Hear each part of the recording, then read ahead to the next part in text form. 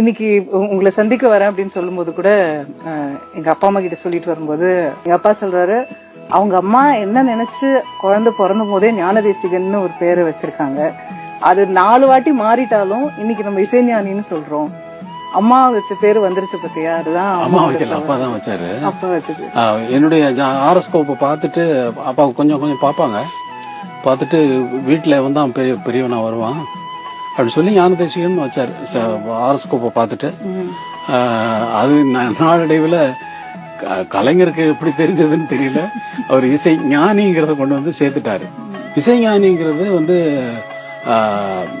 63 நாயன்மார்ல Sundarar 60வது நாயன்மார் Sundarar.